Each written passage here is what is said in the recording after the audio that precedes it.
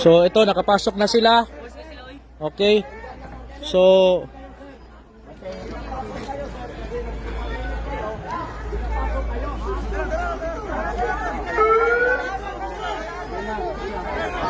na po, pinapasok na po sila. So klaro, kaya po mga kababayan, kung tandita po natin, 30 minutes na wala akong 30 minutes kaya sa ginagawa niya. Dople naman sir. Dople naman sir. Dople naman, dople. sige. Sir, pinapasok na kayo sa harap sir eh. Ano yun? Sir, open na kayo. Dili may gusto bubot. Sir, dili po mo gusto gubot, sir.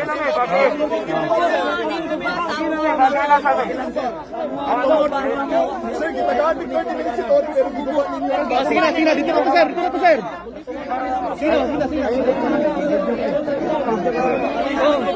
Dali. Kumain na sa kumain. Dali. Kumain na po. Dito na. Dili manghilamot ninyo ha. Dili manghilamot ninyo ha.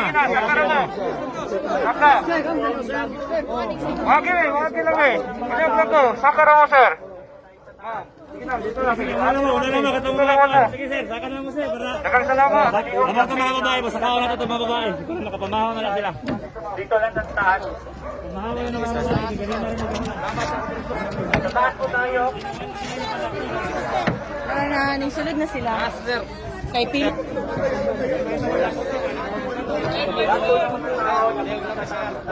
Sir, agi lang nato sa tama, sir. Wala lay magbinuang, sir. Dito lang tayo. Oh, kay kani amo Sila ibuhaton. wala may ano. Nagsulti naman may daan, sir, nga ano, open may. Diretso lang mo nila pangayo, ma'am sir. Okay. Ano nagiguba man ninyo ang amuang gate? Sira, dito na ta. Dito tarong nga. Hindi man nang dito mo kagi. Wala pa yung 30 minutes. Dito lang ta, sir. Dito lang ta, dito lang ta. Sino nga nang lipog may bakit? Kila sir, dito ka sir. Sir, kinsa man yung leader ninyo sir? Karon sir, sir, nga sir, nagiguba ninyo sir. Dito na sir. Sir, namoy right mangutana, sir, kay syempre legal man kaha ang ato ang buhaton nga pag-serve sa waran, sir. No? Abi sir, ano ba sir, mo cooperate gid mi sa inyo ha, basta legal lang, wala lang illegal. No? Kay ano naman murag Ma'am sir, dito lang ta. dili naman ni siya makatarunganon, sir. Ang inyo biyang pagka-police to serve and protect. Dili man ingon ani, sir. Dili man mo dili man siguro appeal sa inyo hang gisumpaan, sir. No? Labi mo yung mga pamilya, sir. Naamoy mga ginikanan. Naamoy mga igsuon, sir. Inosente mi diri. No? Timanin niyo, sir. Unsay itanom niyo, anihon na ninyo, sir. Madalig sa dugay ang hustisya sa Ginoo munaog, sir, basta abusuhon ninyo ang inyong gahom nagihatag sa inyo. No? Mga pamilyado man mo, sir, pareha man ta nang inabuhi ta og tarong, sir. No? Di lang ta nato iagi sa illegal, sir, kay ang Ginoo nagtanaw sa inyo ha, sir, no. Maano gid mo, sir? Ipasulod mo sir. Ang inyo trabaho lang inyong ginaapa, sir, trabaho sweldo to the extent sa ano abusuhon ninyo katungod sa mga tao dire. Unfair ka na, sir, injustice kay na. Inyo maingon lang mo nga trabaho lang pero abuso man na, sir. Sir, sige po. Kamoy pamilya sir ha, mga dragon din. Oh. Sir, ano lang po, sir, peaceful lang po na pag ano, sir. Wala ko talagang gawa ng kalukuhan, sir, kasi mga mabubuting tao kami dito, sir. Wala kami mga armas, walang droga dito, walang mga explosive dito. Baka bigla na lang maano na may mga droga dito. Mababayin po ang mga pulis natin. Pero bakit dumaan kayo sa likod, sir? Hindi naman siguro legal yun, sir. Huwag lang po kayong matakot sa amin. Mababait po ang mga pulis po. Ang ginawa nyo, sir, parang Hindi lang lang yan. Kalihog lang. Dili sir. Ayaw mo na sir. Ayaw mo na sa katungod na mo mindapit sir. Ayaw mo na 20 years na mingali. Amo waning compound.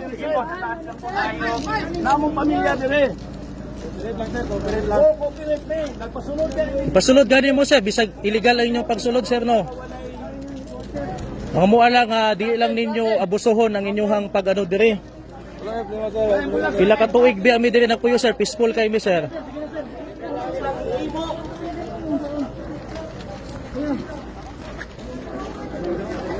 At tugit sila diri sa likod.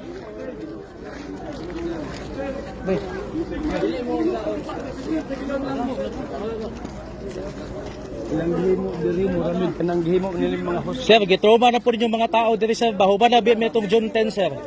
Grabe na po ang trauma na inyong gihimo diri sir. Naman may ano sir nga pasudlon mo pero dili mo moagi sa illegal alima ka gipangbungkag ninyo ng among mga koral diha. Kamo daw balay nyo bungkagon nga walay naunsa naman mo. Sobra naman ninyo, illegal naman ninyong para lang sa trabaho, para sa sweldo. Para lang sa sweldo mohimo mo og kanang illegal nga binuhatan. Asa naman ang digdite sa PNP? Wala na. Iguba ninyo, kabalo ko nasunod lang mo sa inyong general. Pero naaman mo'y katungod nga musupak basta ang gisugo sa inyo dili na matarong. Tama pa ba rin ang illegal ka muagi ka sa koral sa likod, gubaon ninyo ang among compound. Pwede mo mag-serve og warrant dito mo sa gate, naman tay formal nga pirtahan. Anong iagi man ninyo sa illegal nga mag-cause na pud mog trauma, mga babae ba ng uban, mga tiguang, mga bata. Labi amoy pamilya, hunahunaan nyo na amoy mga anak makakita og ingunani, iharas ninyo. Ha? Makatulong mo ana, talawa ninyo trauma Naamoy mga igsoon, naamoy mga ginikanan. Kabalo ko sir, naamoy mga kasing-kasing, naamoy mga pamilya. Grabe ba? Pwede man mo resist sa sugo nga dili na tarong? Tama pa ba ni? Mag-serve lang mo og warrant o pares para lang sa usa ka pastor? Pila ka libo ka batalyon yung dadon dire? Muagi pagid mo sa koral sa likod? Grabe naman na sir.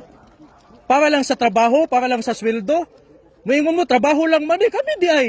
Wala ba ni katungod? Mo fight sa among right na mo. Kabalo biya mo kayong pastor sir, matarong na tao sir. Sobra na sir ba? Grabe na good sir. Ang inyo makatuman lang mo sa sugo sa inyong leader pero ang Ginoo nagtanaw sa inyo sir. Timanin ninyo pag ang Ginoo mustisya sir. Na ambot lang sir, hinaot lang nga dili mo tungluhon sa Ginoo sa inyong gihimo. Grabe ang opresyon ni ginahimo ninyo ba? Wala naman mo sa legal sir. Huwag kayong ganyan, sir. Kapila naman mi nag-announce nga open mo musulod bisag pila pa mo kalibo. Basta legal lang, agi mo sa pirtahan. Kami ang amo lang buhaton mosunod bi sa inyo nga wala mo'y buhaton nga illegal diri, tamnan basig tamnan mi ninyo, wala may magsulti nga buhaton ninyo na pero for the sake lang sa amo ay lang po ninyo sir kay naagid mi rights nga mosulti pod kay grabe na ang trauma naghimo ninyo sir.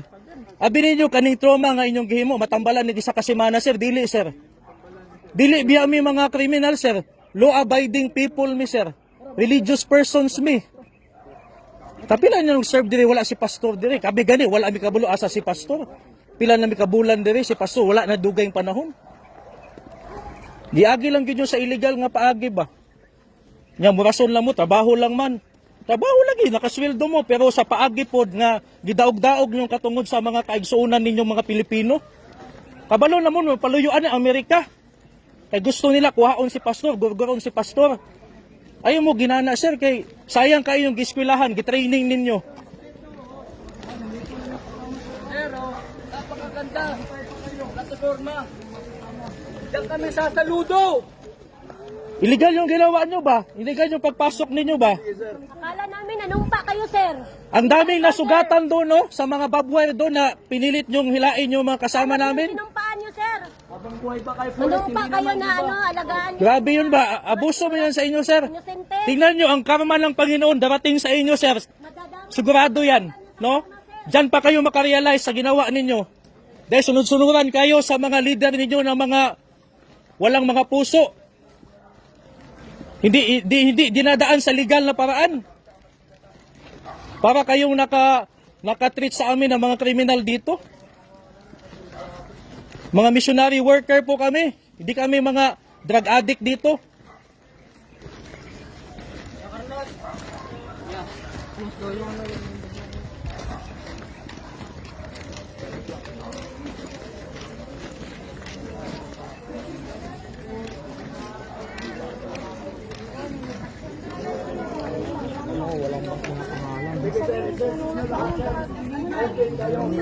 Wala pa kayong mga nameplate, sir.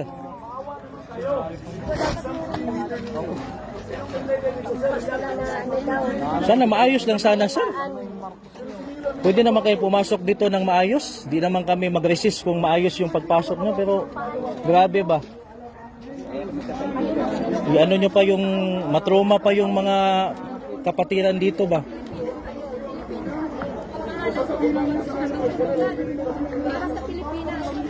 Tayo-tayo lang mga kapwa Pilipino, ganitong gagawin natin. Wala kami mga armas dito, mga inosente kami dito, mga sibilyan kami dito. Nagsabi na kami na sana sa maayos lang na paraan, legal lang. Grabe sir. Isipin nyo sir, alam ko may mga puso kayo. Kung sa pamilya nyo gagawin yan, masikmura nyo kayo, yung anak nyo iharas, yung asawa nyo iharas sa ganyang paraan. Matroma yung mga anak nyo, matroma yung mga asawa nyo, yung mga magulang nyo. Dahil sa ganyan. Yung ginawa nila sa Kitbog sir, 2 ang namatay doon nakatutubo dahil sa ganun na ginawa, harassment na ginawa nila.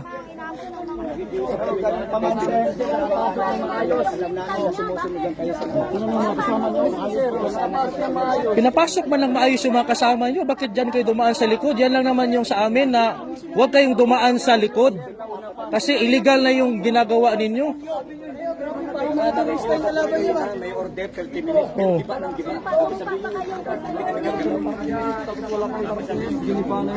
Oh, makita natin dito mga kapatid na ganito yung ginawa ng kapulisan natin.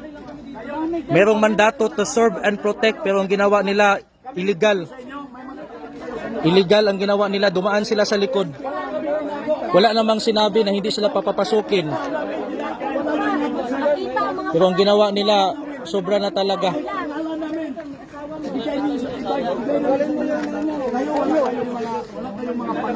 Bakit hindi nyo nilalagay ang pangalan nyo? Lahat ng mga illegal na mga pulis sundalo.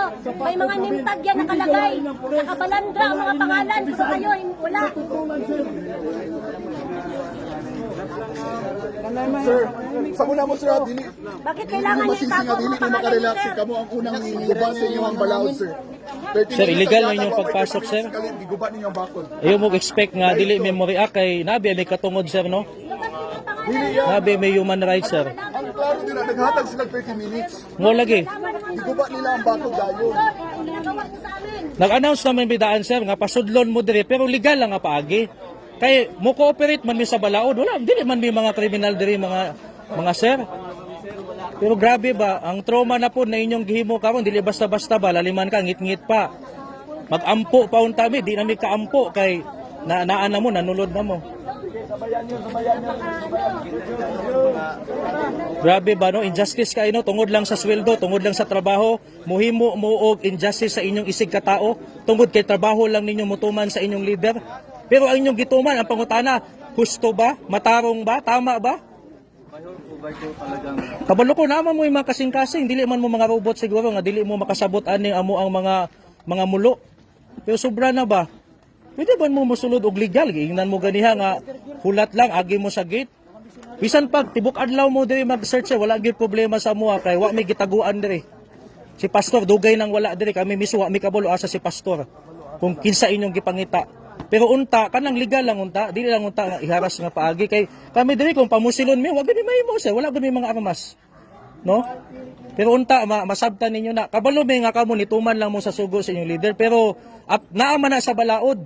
Basta ang gisugo sa inyo ha dili na maayo, naamoy katungod nga mosupak ana, dili mo makasala ana. So, sa gihimo ninyo sir, nawala ang respeto namo sa inyong mga pulis. Gikuha ninyo ang dignity sa PNP. Sa una malipay min ay pulis nga naa sa among palibot kay feel na mo safe me pero sa gihimo ninyo karon gidaot ninyo ang dignity sa PNP. Dabaw ni, peaceful ni. Peaceful kay ning Davao.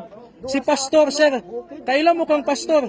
Isa si pastor nitabang sa pulis, sa sundalo, sulbaron ang mga komunista, mga NPA. Resources sa kingdom gigamit para matabangan ang nasod para sa nation building. Pero ngano inani man yung gihimo kang pastor? Si pastor akusado pa lang, dili pa kriminal, dili pa convicted. Oh.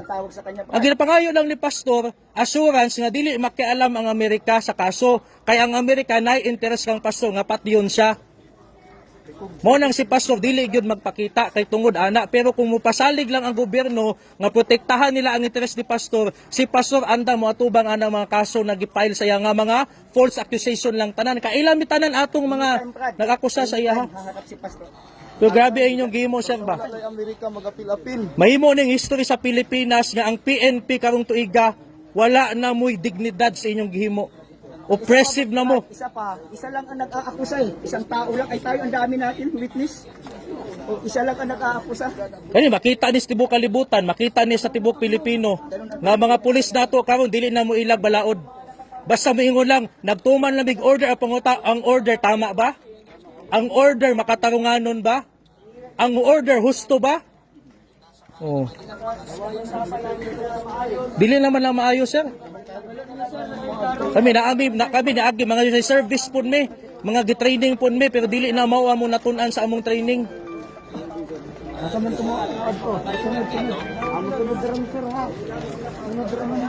Tama na. Tama na ang yaw-yaw kay nasabta na nila ani na sir. Tama na. Nasabta na nila sir. Mo iyak na.